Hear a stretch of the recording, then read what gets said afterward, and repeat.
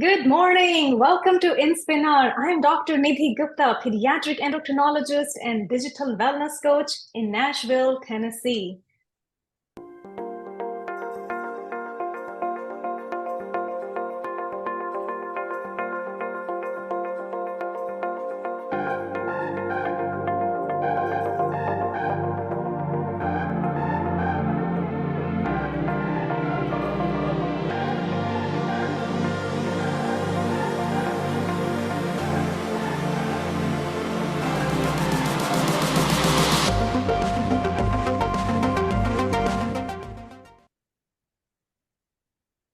My guest today, Bob Hutchins, is a digital marketing executive who also focuses on behavioral psychology.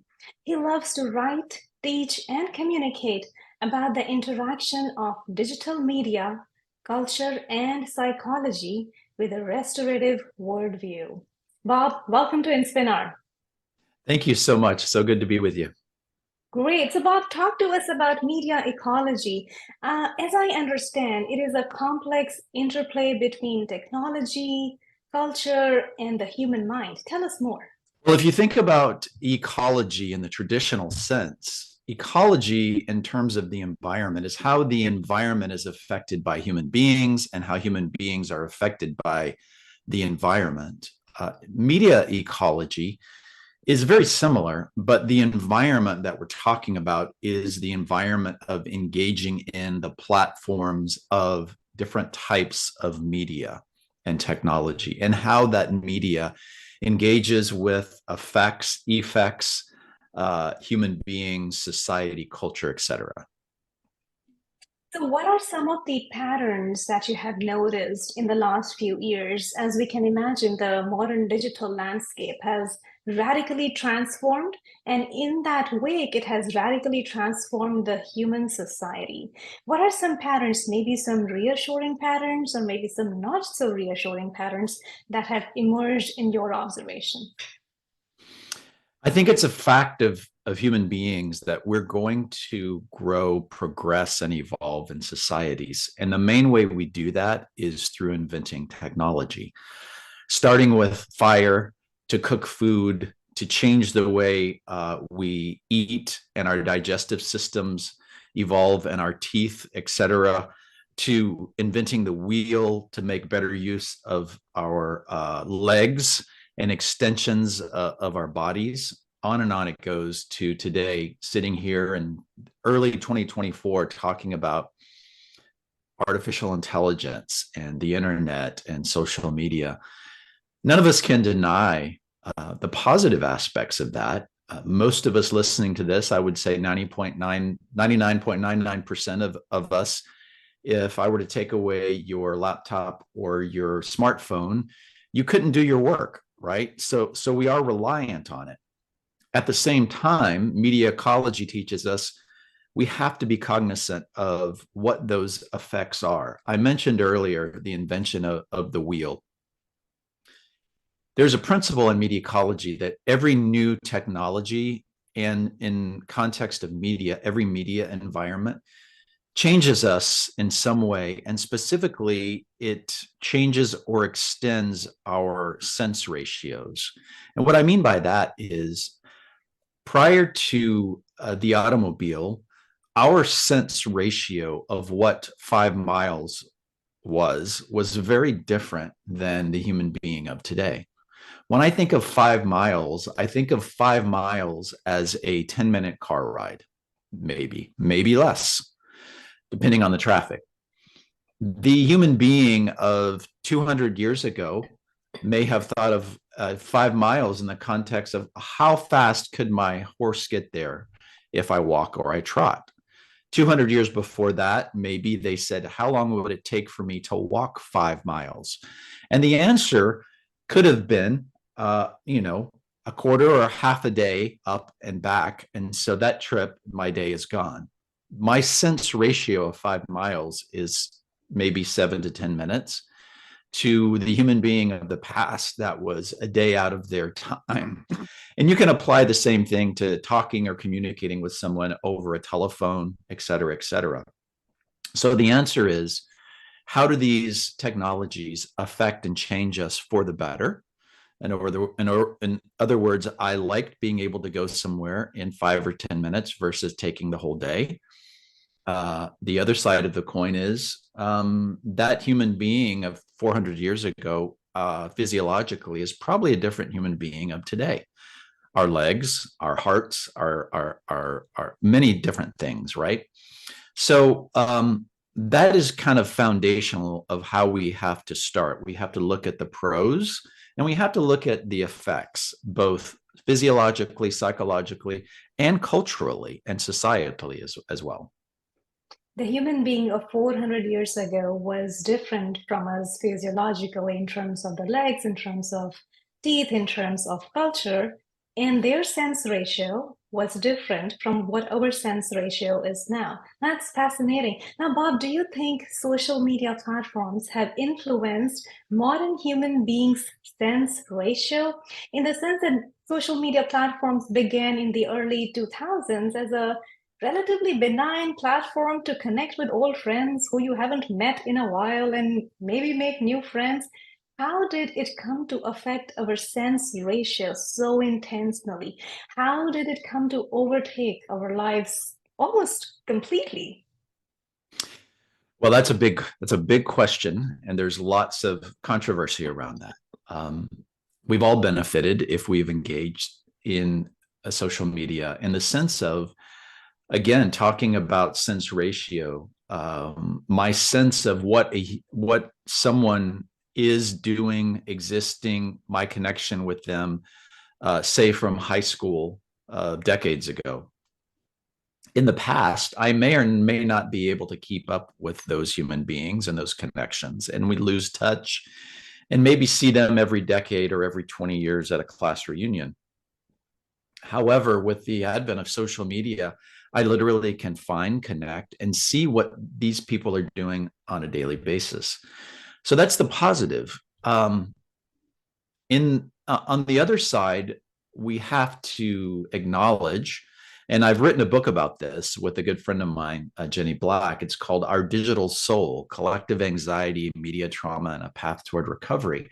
And in that book, we talk about how social media has changed our sense ratios, but also affected our psychology in interesting ways because in the past, uh, everybody took their turn at life, experiencing different things while those around us, my friends, my connections, let's say people in a neighborhood, 25, 30 years ago, if somebody was going through something, then we would all come around that person and we would comfort them. We would bring foods. Let's say a relative had died. We would be there for that process. And positive things too. If something exciting happened, we would be there to celebrate and engage. And everybody would take their turn doing that while everyone else would be there in their lives to be a support system. Well, with social media, everybody is at the center of these events simultaneously, all at the same time.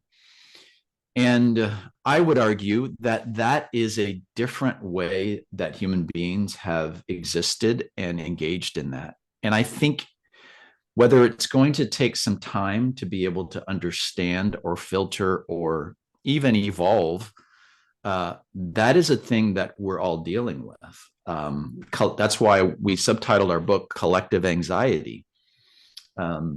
We really feel that when we're all connected to a worldwide network that is engaging in all sorts of experiences, good, bad, horrible, beautiful, and different at the same time. The argument that I make is that that is an extension of our nervous system. If our nervous system and our sense ratios are all connected, imagine simultaneously feeling things. That's why during the pandemic, I would talk to people and myself, and I would say, I don't know why, but I can't sleep, or I just feel kind of blah, or, I'm having weird dreams. And I posit the theory that's because we were all simultaneously going through something that we couldn't put our finger on, but we were all connected more than ever, and feeling those range of emotions simultaneously. So that's where I think social media, and we can talk about, dopamine and depression and comparison, but I think at the deeper level, I think there is a collective thing going on that we can't deny anymore. We are all experiencing the events that are happening in any part of the world collectively, whether we need to or we don't. We have lost that boundary of, does this experience uplift me or engulf me? It seems as if we don't have a choice. If we are on That's social correct. media, we will be experiencing it, we will be exposed to those, and that might be leading to a collective anxiety about what is not even in our control. What is happening halfway across the world, we are experiencing it, but at the same time, we are feeling helpless. So That's correct. we are exposed to social media, but the ancient human brain probably has not evolved yet to be able to filter out the information that is not needed. While at the same time, technology, especially artificial intelligence, seems to be evolving faster than what we can keep pace with. So, how do you imagine, Bob, that incorporation of artificial intelligence into almost everything around us will shape humanity? Like, artificial intelligence is incorporated in all of our search engines now, in social media, in Grammarly, in dating apps, in emails, and there is concern that kids are plagiarizing their essays and their school homework. What should we be worried about artificial intelligence? Well, I think worried is a big term. The way that I think about it is, again, let's look at it objectively through the eyes of media ecology. And we can only predict the future based on the past. We can never predict the future based on the future. That's science fiction. And I believe that in the West, we've been programmed 100 years of dystopian science fiction imaginations that we immediately default to the word scary when talking about robots and artificial intelligence. Now, is there genuine need for concern? Yes. But how do we approach this? I believe, like the internet, like the Industrial Revolution, like social media, all these things that people have warned us about, that they're going to destroy our lives and humans won't be needed anymore, is not going to happen. Now, will we go through an adjustment, and will it change our lives for the better in many ways and for the worse? Absolutely. How do we minimize that? I think we can learn. We can learn from what we've seen with social media. We've got a great experiment. We can learn from what we've seen with the internet. We've had a great experiment. And what we've learned in that, and what we're now seeing, is there's some really good things and there's some really bad things. And in my book, I wrote about and threw out the suggestion, and this was almost a year and a half now, that digital media moving forward, artificial intelligence, any future forms of social media, should be treated in the same way that the tobacco industry is treated. We know now of the harms. We have many studies to show the effects of these things on children, on adults, etc. And we have no excuse not to put some guardrails around these things and some regulations. You can go into a drugstore in any city in the United States, and any city anywhere in the world, but specifically, I can speak to the United States, and buy cigarettes. They're going to cost you a lot of money. There's taxes on them. They're going to be behind the counter, and there's going to be warnings that say you could kill yourself and get cancer if you do this. Now, you can still smoke all you want, and you have to go outside in most places, and you can still enjoy tobacco. That is your right, your ability to do it. However, we as a society have said we're going to protect the vulnerable. We are going to prioritize human flourishing over freedoms to do what we want and to make money. And I think that's model, as radical as it sounds, is the way that we need to approach and look at some of this technology to say, we know the studies, it's been around long enough. And moving forward in artificial intelligence, let's apply some of those same type of learnings that we've learned and move forward that way. So I know that that's a big discussion, but for the sake of brevity, that's where I would start. It might be a wise idea to treat social media and artificial intelligence and maybe any other new technology that comes on the horizon the way we treat tobacco industry. Knowing that we have to protect the vulnerable, knowing that there has to be some rule, there have to be guidelines and legislations around its use so that we can protect our children and older people as well. So, talk to us a little bit about what are some of the strategies that you have outlined in your book, Bob, how we can preserve our mental health while we are embracing the tools of the modern life. Gosh, everybody is different, as you know, as a doctor. We all come with different experiences, with different physiological and psychological, I guess, ways of seeing the world and cultures and trainings and upbringing. So it's really hard to say this is a one size fits all solution when it comes to this. Now, having said that, there are some things that I practice in my own life and I think are universal. Very basic. I wrote an article that got a lot of interest about a year and a half ago, and it's called "The Benefits of Being Bored." You know, we used to be bored. It's really hard for people to sit with boredom in this age we live in. Do an experiment. Go next time you're in a Starbucks or your favorite coffee shop, or you're at a store and you're in line. Take a look around you. When people have to sit and do nothing, see if you're the odd man out by not pulling out your phone. And notice how difficult and reactionary it is for you to not pull out your phone. It's almost like it's a reflex, right? That is one small thing that we can do. Next time you're tempted to pull out your phone because you're in a line or you're waiting for something, or you're even if you're in traffic, people do this too, is don't pull out your phone. Force yourself to look around and to think and to look out the window, and get in the habit of doing that. That's one small way that you can start. And then realize how valuable that is. You see, boredom is our body and our brain's way of recalibrating, of healing, of rejuvenating. And when you never give your brain and body a rest to have those quiet moments of contemplation, you really get exhausted, and that cognitive load builds up.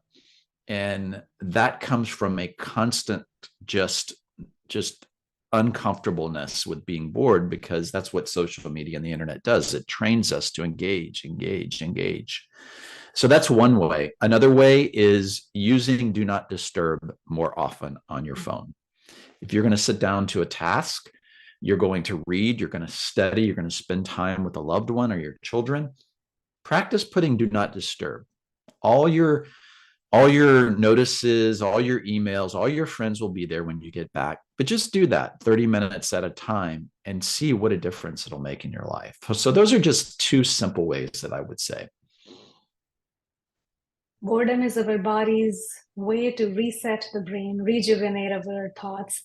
And that's where I think innovation and curiosity and new ideas come in when we allow ourselves to be bored.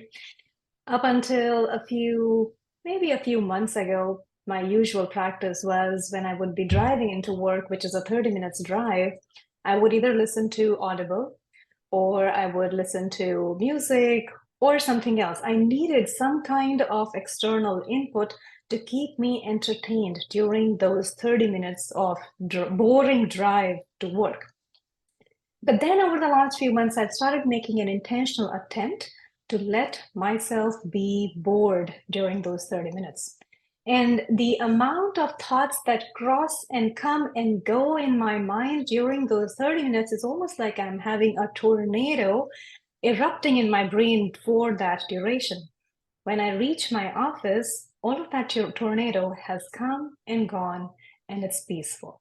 So then I can go begin my work. So boredom is hard to embrace, but I think boredom is a practice that we have to accept a few minutes every day in our daily lives in order to just reset our brain.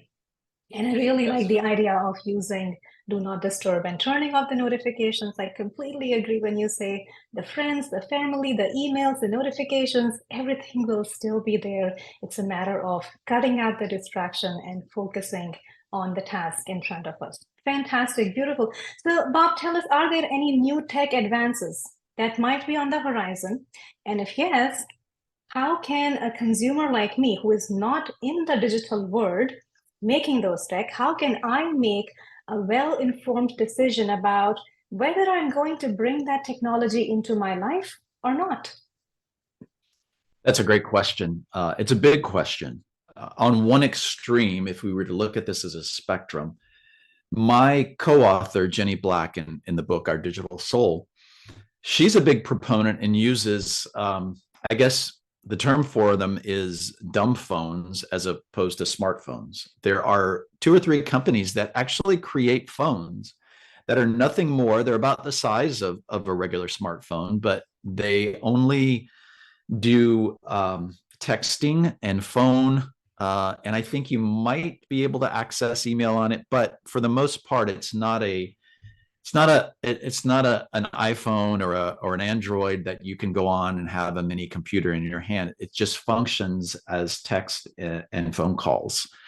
And I think that's one extreme. And for many people, it's very, very liberating. And so there's some really great companies that are pushing that.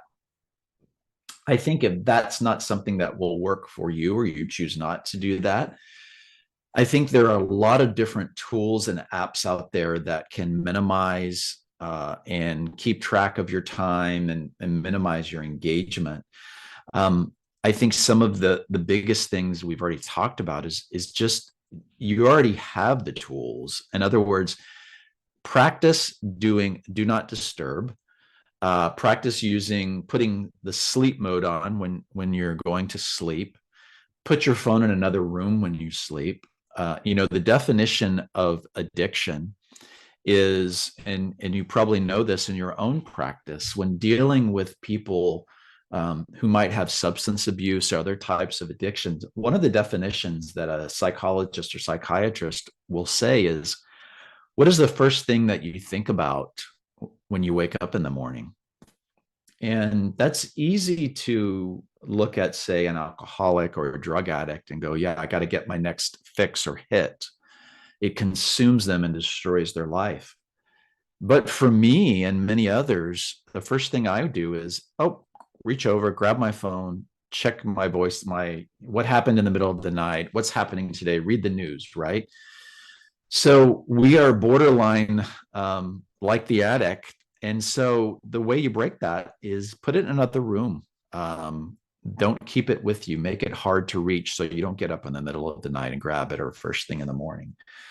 So those are just a few things that are really easy to do. And take more walks. I make a habit of going outside 2-3 times a day and I'm going to walk in nature, even if it's around the block a couple of times, to clear my head, to be bored, to let nature rejuvenate my body and mind. So those are, again, more real practical ways. From a technological standpoint, that's what I'm excited about artificial intelligence. Artificial intelligence learns, it automates, and it's going to give us a lot of really good, I think, tools for more human flourishing. There's a lot of companies and individuals leaning into that. And that's going to be one of the positive aspects of artificial intelligence as we move forward.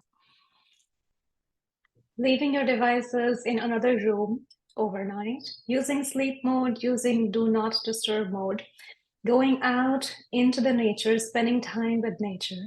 all of these ideas have the potential to heal our digital soul. Thank you, Bob. Thank you again for taking the time to be on Inspinar. It was fantastic to have you here. Thank you for sharing your insights. Thank you for having me.